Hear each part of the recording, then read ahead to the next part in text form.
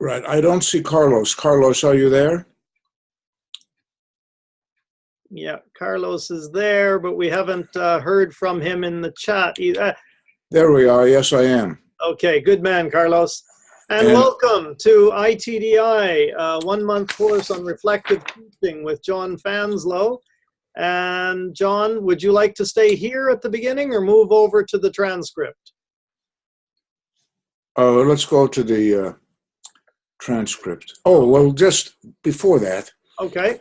If those of you who touch type, blind typing, you don't have to look at the keyboard, would you raise your right hand if you touch type? 1, 2, 3, 4. Oh, well, here's something that I would suggest. None of my business. But if you touch type, and if your students learn how to touch type, their English is going to improve. Believe nothing I say. But when you write Chinese characters or the Japanese, you have to do a stroke order. First line this way, second, however. So you learn how to write tactily, and the same thing with typing. When you type, just like playing the piano, after a while, spelling, sentence patterns, they just come out because you learn it tactily as well as mentally.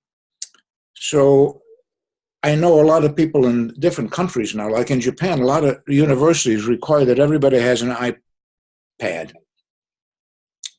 And they go like this on the iPad because the keyboard is very small. You can buy an external keyboard for a very small amount of money. You can learn how to touch type in about 3 weeks. There are a million programs on the internet.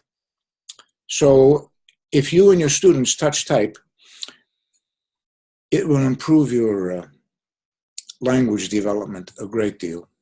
And it doesn't mean that you're doing it. It may not be faster. It may be the same amount, but the point is not speed. It's to learn tactily plus mentally. Same as the piano. Same as the piano. And you don't have to have a keyboard in front of you. You can sit on the train and go like this.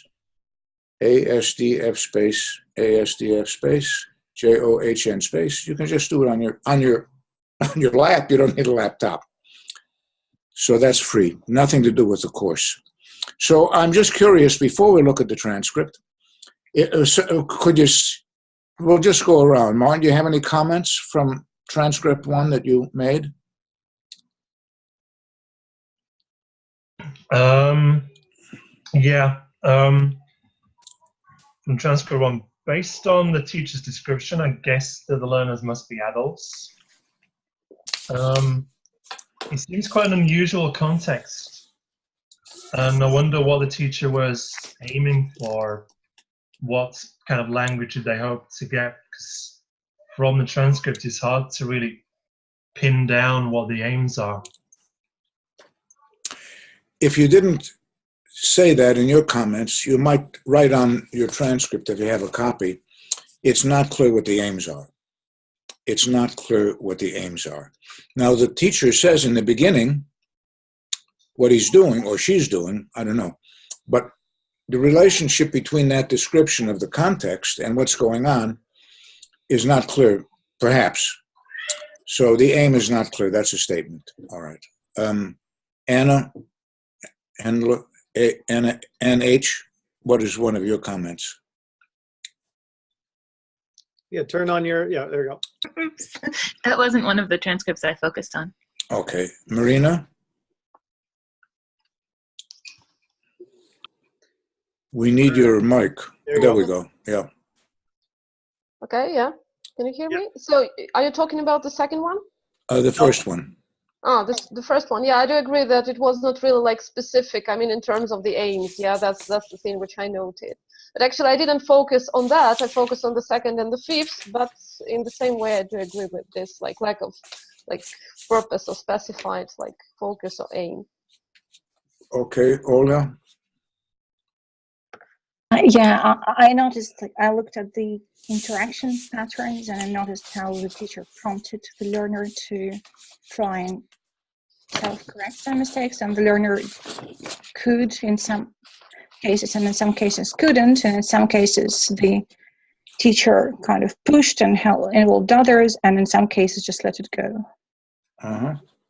So the teacher encouraged self-correction. And peer here also. And peer, right. Mm-hmm. But sometimes just let it go if with fall down, and he's not like pushing him to or her. Right. Now, getting back to the point about the aim, the question is, do the things that the teacher corrected, does that help us see the aim or not? Now, it's a stupid question because we really can't tell. And even if we asked the teacher what the aim was, and the teacher said what the aim was, it may have nothing to do with what's going on. So lesson number one I'd like you to consider is that much of what this teacher is doing and what I'm doing and what every teacher in the world is doing is out of consciousness. In other words, the student says something, the teacher does something, the teacher can't possibly know ahead of time what's going to happen. So the teacher may have a plan, the teacher describes the context, the teacher may have a textbook, but what goes on in the interaction is usually totally different from that.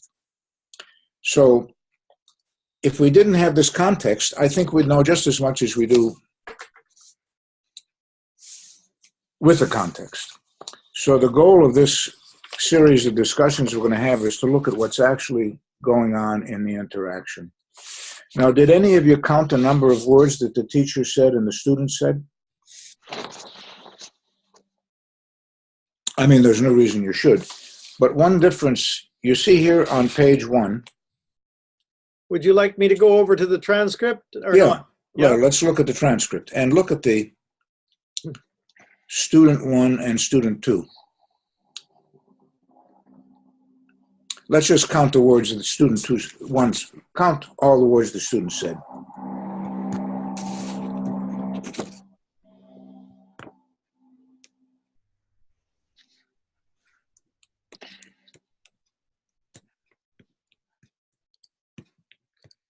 And remember, you may have to click to turn on your chat. If you find that the videos are getting in the way, then just click on the one video rather than the whole gallery of videos.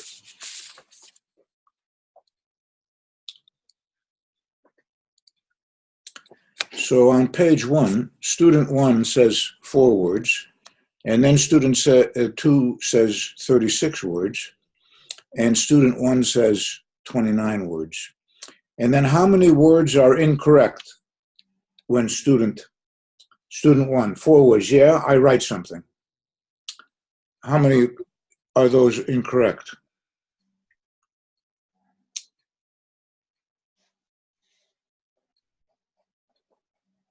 Anybody? In the chat, we've got Anne answering. 1. I see 1. So 25%. And in the 36, how about that?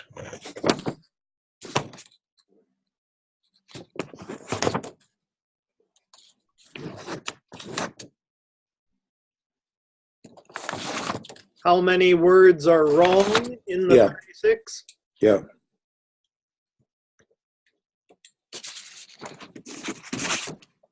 You got Anne again, around 5. Yep. So 5 or 6 out of 36.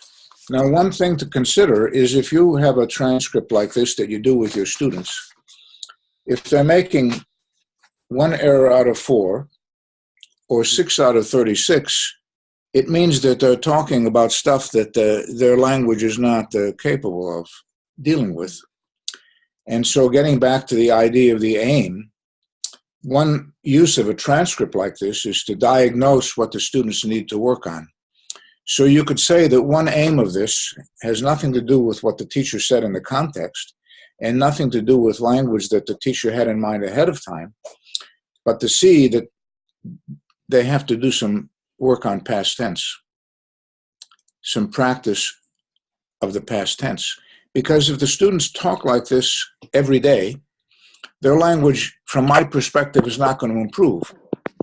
The only way it can improve is if we take what they say, and you see, who mentioned that the teacher corrected a couple of times, some peer correction, some teacher correction, saying at one time, fall down, fell down, whatever, two persons, saying it one or two times is a total waste of time. You have to work on these things a couple of dozen times on different days. So one purpose of transcripts, which we'll see as we go on next week, we'll have more examples, is to find out what the students need. Now, one of you does IELTS training, I saw. Who was that? Natasha. IELTS is very big. I happen to be totally opposed to all standardized tests in the world. But anyway, everybody has to take them. But the point is that this transcript tells you things that IELTS or TOEIC or TOEFL will not tell you in 10 years, because you have in front of you what student 1 and student 2 are saying.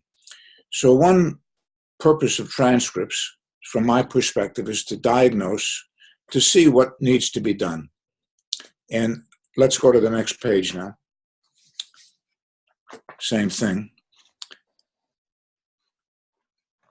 I just want to work on this sentence one more time. I saw in this photo, a man fall down, and another, two person. Oh, no, I'm sorry, student. So they're struggling, but they can struggle for this kind of struggle for months, and I don't think their language is going to develop. But if you take these sentences and make them into a dialogue or some kind of pattern practice to use for 10 or 15 minutes in the next couple of weeks, making loads of substitutions, of course, then I think this kind of looking at what the students are saying can be very useful. Any other comments from others about this first transcript before we go to number 2? Feel free, anybody, to turn on your mic or to type something in the chat. If you've got any other comments or questions, now is a good time to do it. Yeah, just one thing. I think, when you look back at transcripts, or even when you're listening to your learners speaking in class, it's always good to keep in mind the difference between performance errors, where students just make errors and perhaps they don't self-correct them, but they know that they were errors, and then errors of commission where they actually lack the linguistic knowledge or understanding. Because I think it's all too easy sometimes to try and correct errors that actually students know that they got wrong. But just say again the two kinds of errors. So performance errors, where they actually know what the correct language should have been, but they just made a mistake during speech and they didn't perhaps self-correct it. And then errors where they didn't actually have the linguistic knowledge or understanding. Okay. How can those both be the same? So I think they can be quite different, and it's good to appreciate the difference. Oh, but tell me about how you said about the difference, but how can they be the same instead of different? I know that in the literature they're described as different, but how, not just you, but how can these be the same? Performance errors, and what's the other one? I think it's errors of commission.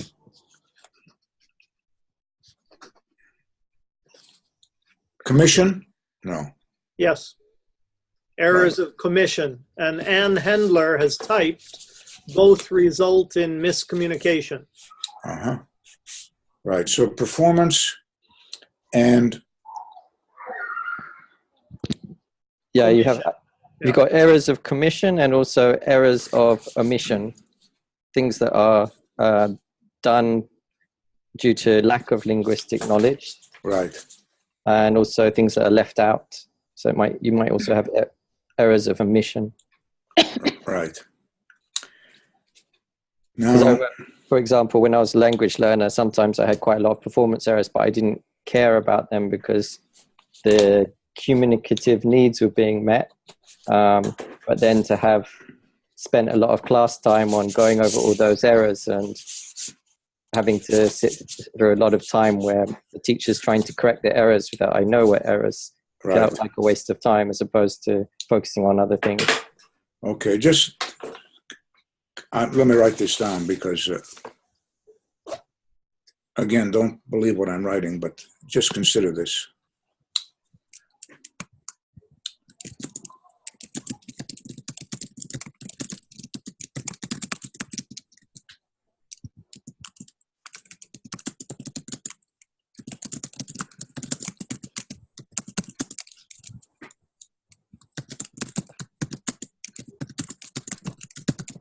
If anybody else has questions or thoughts, it's always a good time to jot it down on your page or just start typing in the chat. So as I said, if we continue to make performance errors but get our point across, in the long run, we will not be fluent. So I know that there's this thing that it doesn't matter if people make errors because we can understand, we get the point. But in this sentence, police shot thief. Could you write down what that could mean? Police shot thief.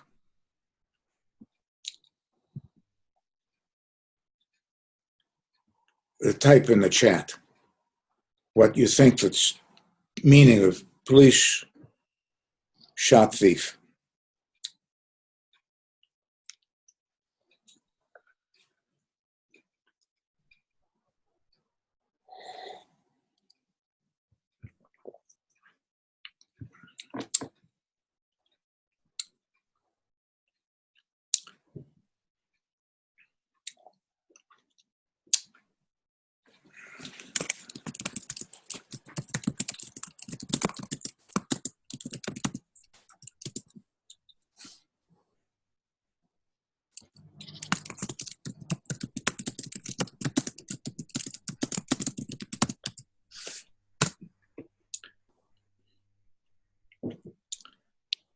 You see, I said the police shot at a thief.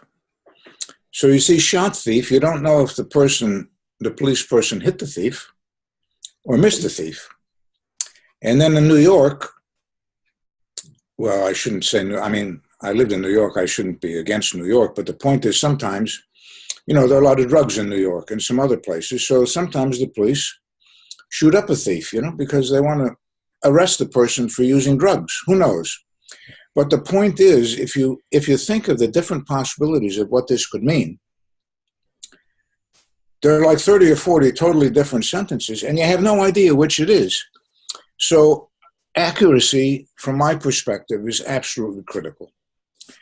So in math class, 2 + 2 = 5. You're close. I mean, being close in math is no good. The bridge is going to fall down if you don't measure it right. So I know that there's a huge movement in our field that, you know, it's okay to make errors. You should encourage the students to be communicative. I'm not against being communicative. I'm not against encouraging students, but I think that catching and working on these consistent errors, whether they're performance errors or commission errors, whatever you call them, don't believe what I say, just consider it. Consider that this is absolutely critical, and you shouldn't go from stage 1 to stage 2 until they master the thing. They should master it when they're excited, when they're under pressure. At all times, they have to master this stuff. It has to be totally part of their psyche. These basic patterns like past tense, singular, and plural, absolutely critical. Write down this sentence. I like ice cream. Type it in the chat group.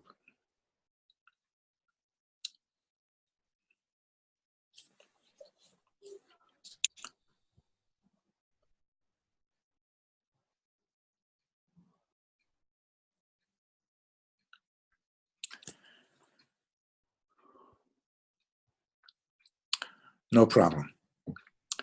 So, third-year Japanese high school students,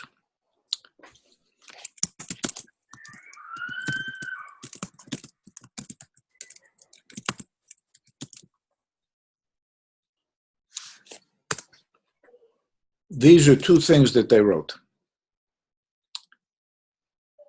So, usually when the teacher gave a dictation, the teacher said the sentence once, asked the students to write it, say it again, said it the 3rd time, and then the teacher wrote the sentence on the whiteboard. And then the teacher went around the room and everybody had it correct. So I asked the teacher, don't write it on the whiteboard. Say it 3 times, have the students write it, and then walk around the room. There were 40 students in the class, and 10 students wrote, I like ice cream. 10 out of 40. I mean, they haven't mastered one of the basic patterns. in English after many, many years. So I think that it's very important when we look at the transcripts of what the students say, to say, what are some things I can work on that they really have to master before we move on to something else? So let's go to transcript 2. Thank you.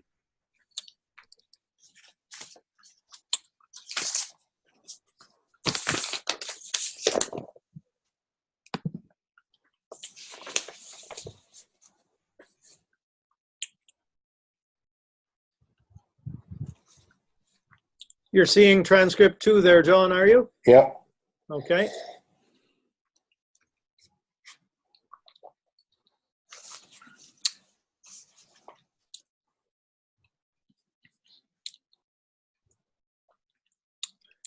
Do you want some comments from people, or do you? Yeah. Does anybody, if you worked on transcript 2, a couple of you said you didn't work so much on transcript 1, but here's your chance to jump in and get the ball rolling with a comment.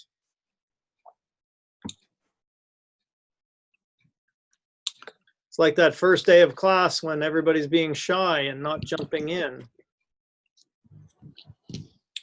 because they don't know each other. Give people a minute. We all know that waiting time is important.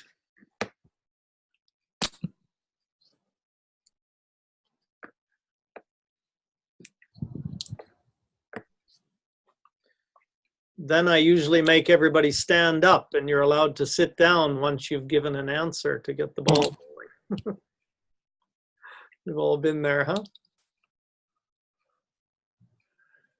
All you have to do is to type some words where it says to everyone.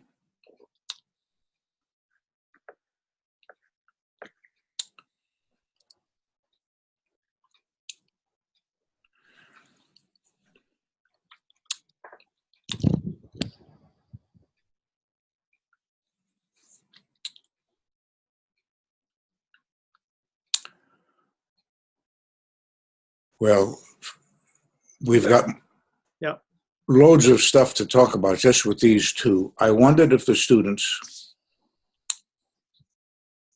this is from Martin, I wondered if one of the students confused the context after hearing the word paddle or thinking they had heard it.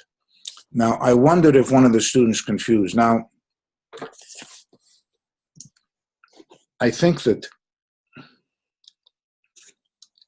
again, the value to me of transcripts is to remind everybody that confusion is normal. That for two people to understand each other is a miracle.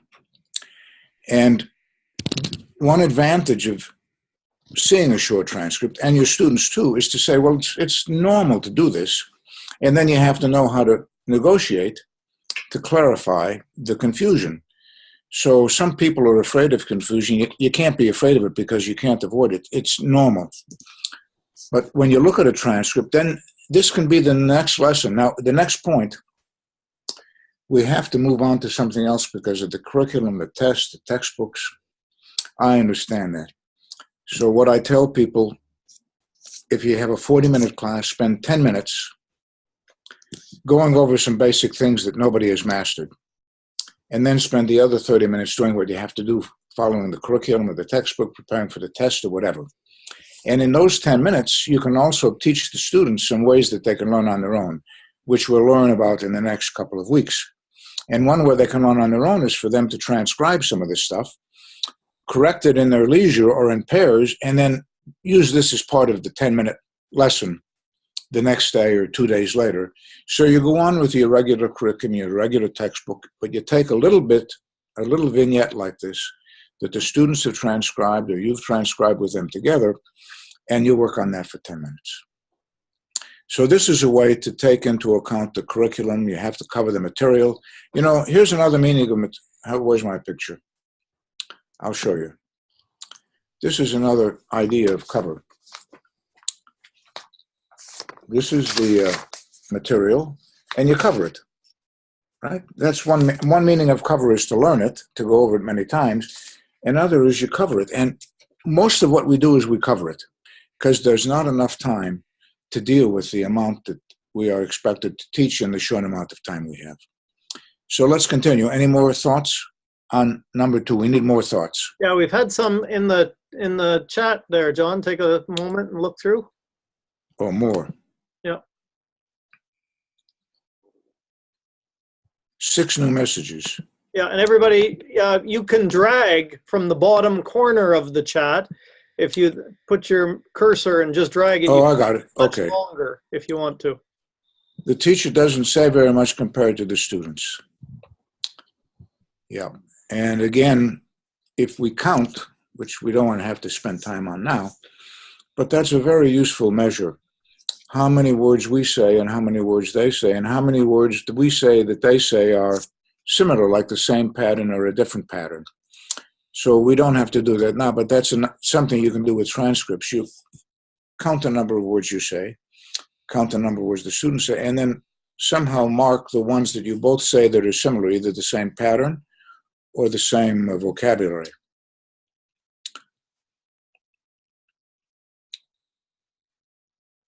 Teacher needs to monitor the interaction, even when it's between students. And again, in my experience, it's very hard to monitor live when you have more than 2 people in the class. So another reason to record, and most of the, well, I don't know, in different countries, but in New York City and in Tokyo, a lot of the students have these phones where they record what they say. So they can record some of the things that they say in class and then transcribe it or play it to you later in the class. And then you can monitor the interaction, because you can't monitor the interaction of all the students in the class. As I said, more than 2 students, it's impossible to monitor at the same time. So have them replay if they're doing pair work, listen a little bit, have them write a little bit down, and then you can get a sense of where they're at. Maybe the teacher is taking notes to give feedback at the end. No idea, but a useful idea.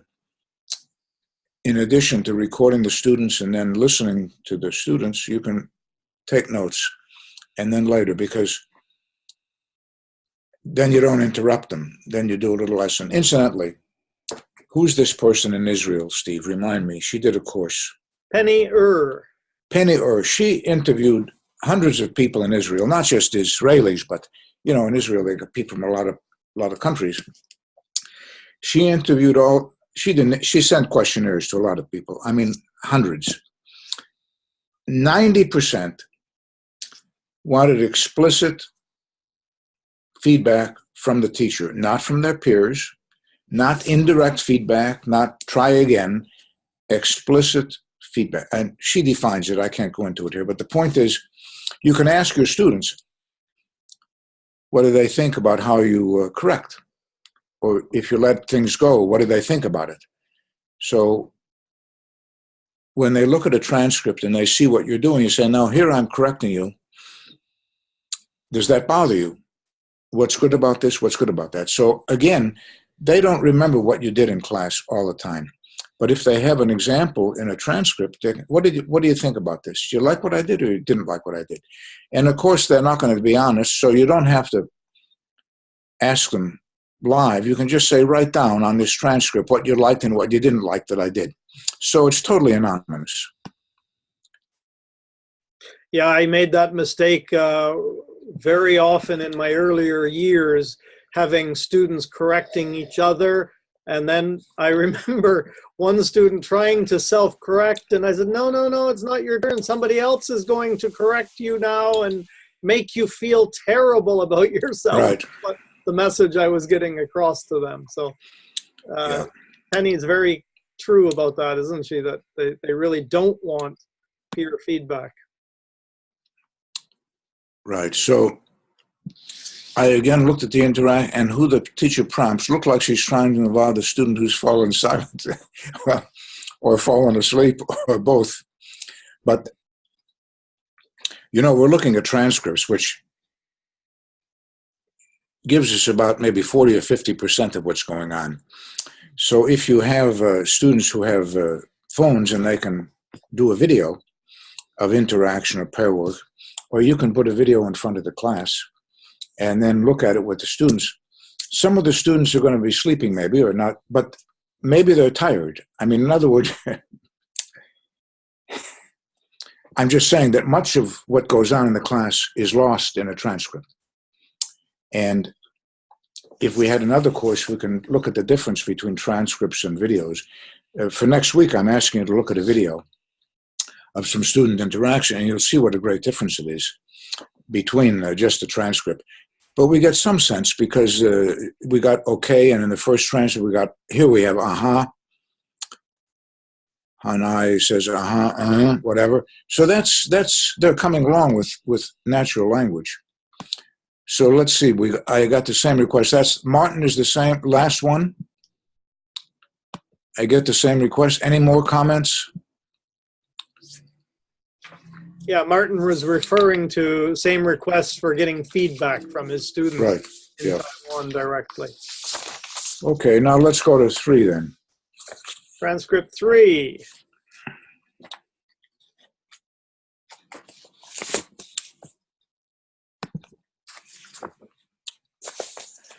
I just want you in the first sentence, just go one seat behind and tell me how many content words there are and how many function words or structural words.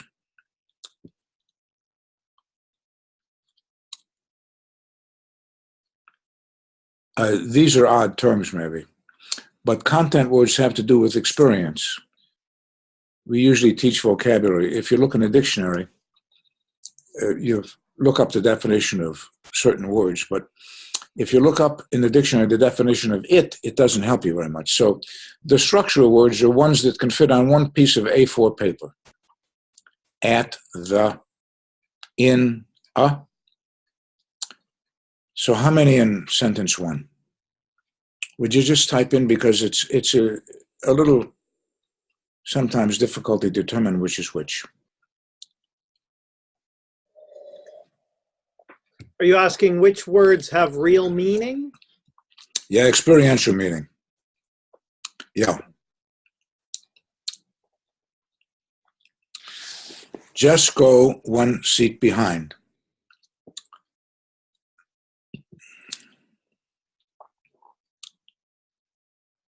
So one person said,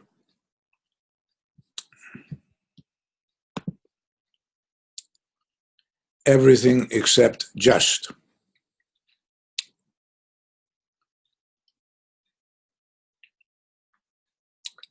Anne is saying the same thing. Uh-huh. And how about number 2?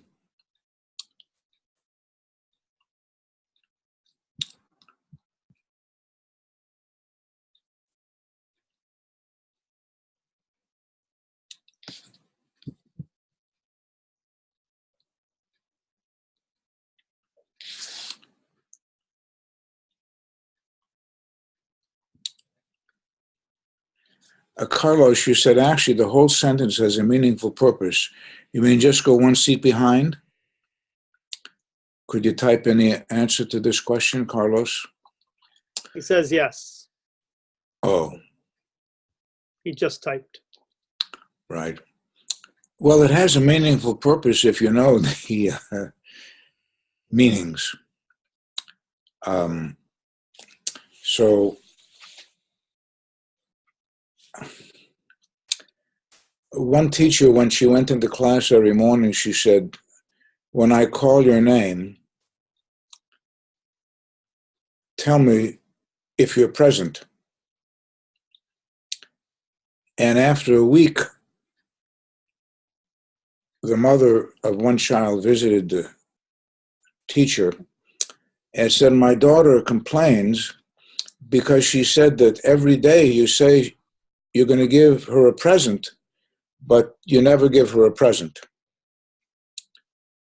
So I agree with you, Carlos, that it has a meaningful purpose. Many of directions do, and that's one advantage of directions. It's one of the few times in class when we use language in a very natural way. But in my experience, when I have students transcribe some of these things, they don't get most of what we say. I mean, they know what to do because they've done it before, and they look at another student who's doing it, and they're used to these directions because some of the directions, there's, you know, they're similar year after year, but they don't necessarily know the language well behind the directions. So this is another advantage of transcribing. You can use this as a dialogue and then have them practice. Just go 1 seat behind. Please just go 2 seats behind. Please just go 2 seats in front of the other student. Just go 1 seat to the left. Just go 1 seat to the right. And then they really have mastered this stuff, in addition to knowing what the purpose is. Now, not look notebook. So not look notebook. That's Stephen, but what about, are those content or?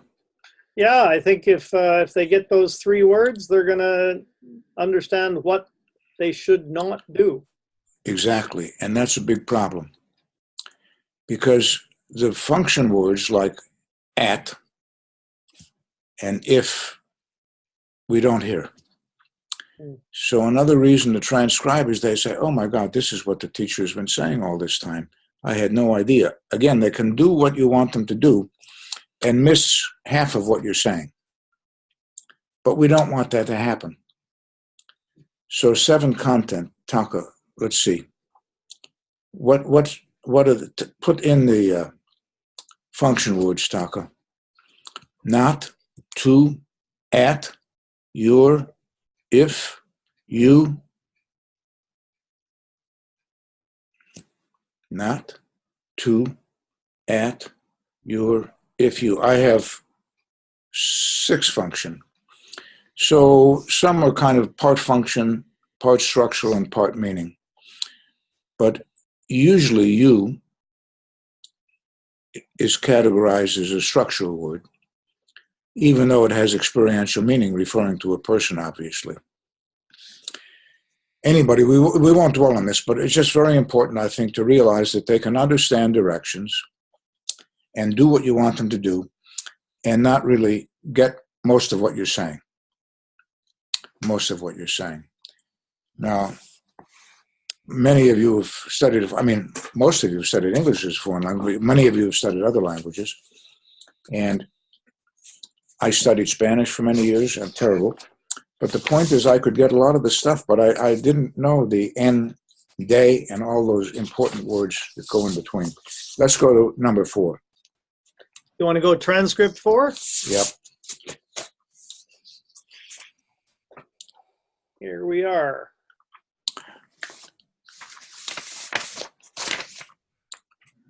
Now we've got 13 minutes left.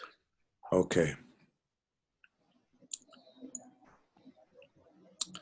So let's just pretend that this is very similar to the last one about directions. And what I want to do now before we continue, and you can continue at some point tonight, I think we're going to divide up into pairs. But before we do that, I want, Stephen, will you put up this other number 3, questions from participants?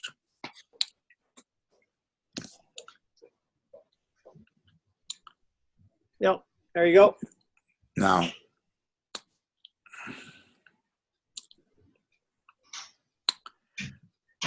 number 4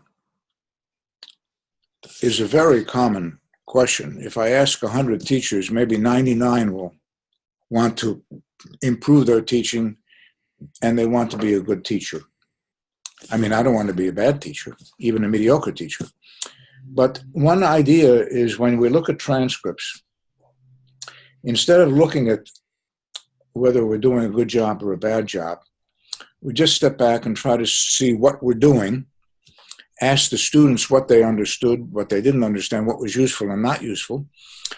That's one way to get at the factors that make a good teacher without saying, am I a good teacher? Because good is a little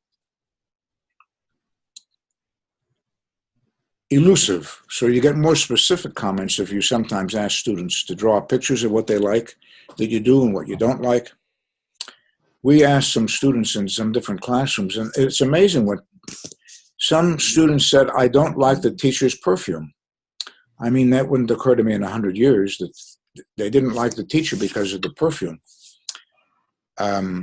So it's important to ask the student to draw sketches, to write comments anonymously, what bothers them.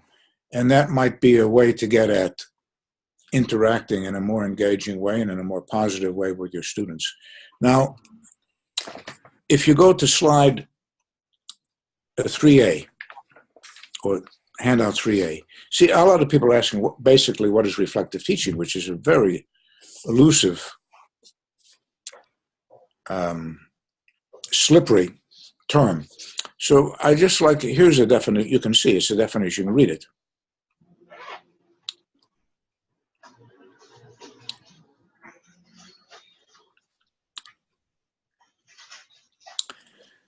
So in the first definition, you see down at the bottom, he could see himself reflected in Keith's mirrored glasses. What I think you should try to do to be a reflective teacher is to pretend you're a mirror. So when you look at what's going on, you just see yourself, see the students, what they're doing, with no subjective judgments about what you're doing. Just, this is what I did. So that's what I tried to do with the transcript. And I just say, what do we see? We didn't say too much about good and bad. We just said, what do we see? So the first definition of reflect is what I'm talking about, looking in a mirror. And the second one, I don't think applies. And let's move down, Steve, to the next one. Yep. Bring about a good or bad impression. I don't like that. I mean, it's a stupid comment to say I don't like that. This is another definition, but this is not the definition we're going to work with. We're going to work with the first definition. It's a mirror. We want to reflect, see what we're doing in the most descriptive, accurate way we can, not to bring in other values, either cultural values or whatever, prejudices, whatever. So you have a copy of 3A. These are some questions that some of the teachers wrote that they want to talk about. And with your partners, you can talk about them. And I'm going to have office hours next week, 2 hours. If that isn't enough, you can email me and we can have more. Barbara will be sending you the times.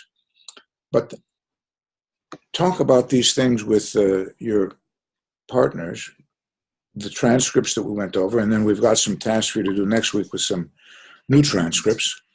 And then we've got some readings to do, and as I said, a video to look at, which I think will present a very different idea, of how we can learn from what we do.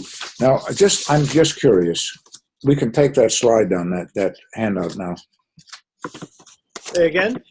You can take that, the definitions away. And I just want to ask everybody if they have ever, they can put this on the chat. I'll write the question.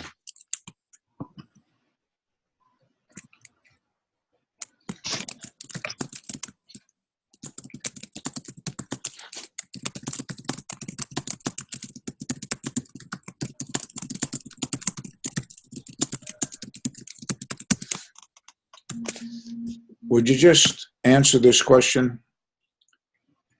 Either yes or no. So everyone can do this. We can do a census of everybody. Have you ever been told?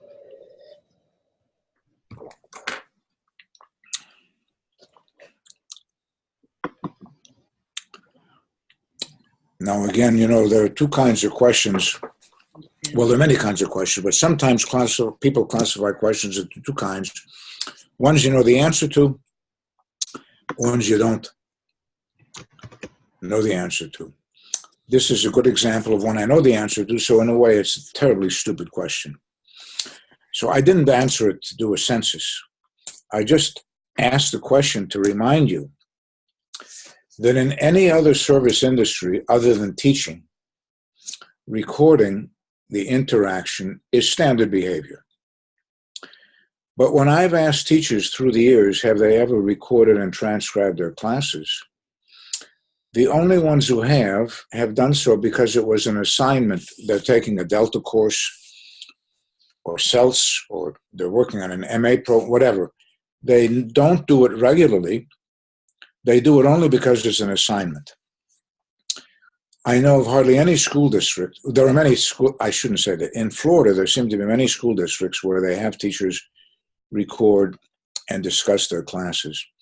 But in most school districts, they don't require this, nor do they provide teachers with the time to do it.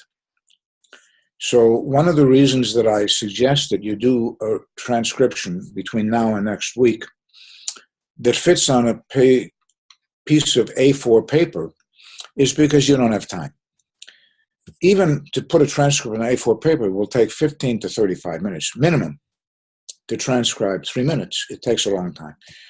If you do it with your students, it can be done more quickly. And if you have a 3-minute recording, one group of students can do minute 1, another group of students can do minute 2, and another group of students do minute 3. So you can do 15 minutes in 5 minutes, and then they can put it together. And if they do it in pairs or more than pairs, one will hear one thing and another one will hear another thing.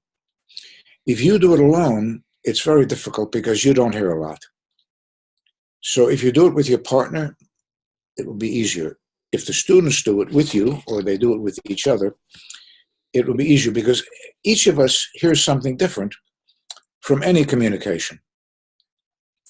So transcriptions that are a joint effort will be more productive, and it gets people working together, which I think is very important. Cooperating in the classroom, learning as a joint activity. Learning is a joint activity. Now, in the chat now, is there a way for people to put in a comment without their name? Because I want people to say 2 things they didn't like about the class tonight. Yeah, they're not able to. It's all connected with their names. Oh, gee. Well, then just write 1 thing that you didn't like instead of 2. Because 1 can be public.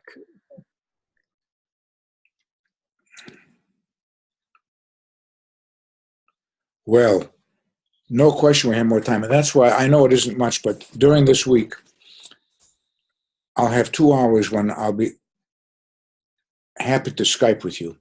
If those 2 hours aren't convenient for you, you can email me and set up another time. And we can have a personal interaction about things that concern you in particular. But just to remind you, just as there isn't enough time in class to cover the curriculum, as somebody said earlier, that we have to cover, there's not enough time in these 4 hours. So that's why we'll give you some tasks in between. But the other thing is I'm trying to introduce you to some ways of looking at transcripts in the class. And then there's some readings that you'll have. So over time, on your own, you can learn things that we just touch on in each class, but you can develop these little things that we touch on. And because, as Steve said, there's a recording that's available, you can listen again. And some of the things that you particularly like that are amazing, then in your questions for next week and the next week, you can say, I want you to focus more on this, whatever this is. So we understand the time constraints. But I want to remind you that I'm trying to teach you ways of looking so that I'm not necessary. And in one of the transcripts, you'll see, I say bye-bye, John, to the students, that they don't need me at a certain point. So we want to get to the point where students, teachers working together can develop a lot without some outside person all the time. Anything else? More time? Too short? Wait, no, I got to move this over. I have recorded and transcribed my students and then analyzed with my team to work on it. It really takes time, but it's amazing. Yes, it is amazing to listen to student ideas. Now, when I asked students, I was in New Zealand for many years, and we had a requirement that every student to graduate with their degree had to do touch typing. And I used to tell the students about tactile, learning through tactile, right? Well, to most students, that was absolute nonsense. It was a waste of my time to do these reasons. So I started asking students to write down, what are some reasons for learning to touch type? So one student wrote, it's cool. Another one said, I can impress my girlfriend. Another one said, I can impress my boyfriend. I mean, those reasons would not have occurred to me in a million years, but it is amazing to listen to student ideas. So if you ask students, I think we can learn so much more than asking experts, outside experts. I don't consider myself an outside expert. I consider myself a fellow teacher exploring. But some in our field consider themselves expert. And to me, the only way we can learn is to admit our ignorance. And so I keep saying, I don't know the answer to this. I don't know the answer to this. Let's try to figure it out. Now, anything else anybody wants to?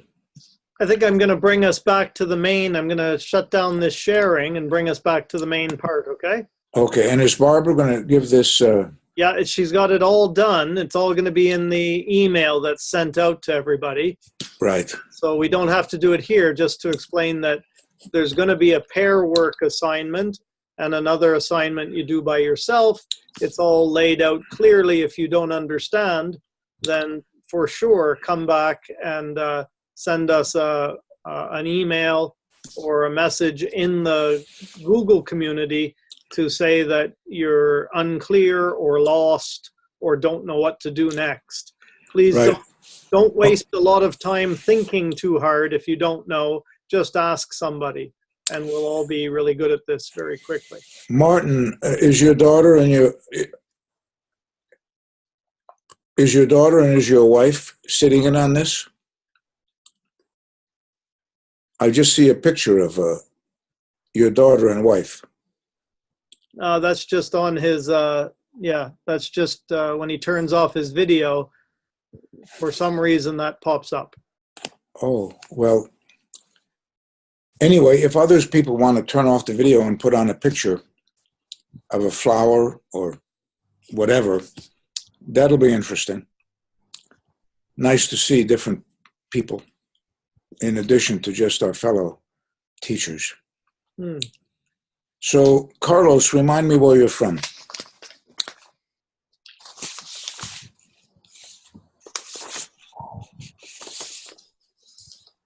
I don't have you on my list. Oh, you said that before, Venezuela. Okay, I'm sorry. And who else did I not? Jessica. Jessica's up there. She's in Peru. Oh, sorry, Jessica. Welcome. You know, you don't know, but in 1961, President Kennedy had just been elected President of the United States, and he started a program called the Peace Corps, El Cuerpo de Paz, and I applied to the Peace Corps because I studied Spanish. I told you before, my Spanish was terrible. I wanted to be a high school Spanish teacher, but my Spanish was so terrible. I said, gee, let me apply to the Peace Corps, and I can improve my Spanish. So my first choice was Peru. Peru in 1961, but unfortunately there were no openings in Peru. So I was sent to Nigeria. So bye-bye Spanish. But our younger daughter, 2 years ago, married a man from Bogota, which I know is not in Peru, but anyway, it's at least close. So 2 years ago, I fulfilled my dream of going to Latin America because my daughter and my son-in-law had a reception in Bogota. So after 55 years, I was able to use a little Spanish in Latin America. Yay. In spite of my diversion in Africa for 5 years. So bienvenido. At least I think I can say that correctly.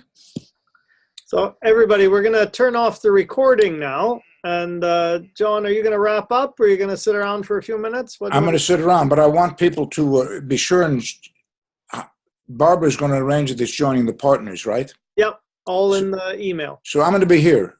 I'm going to get a little glass of apple juice, but then I'll be right back. Okay.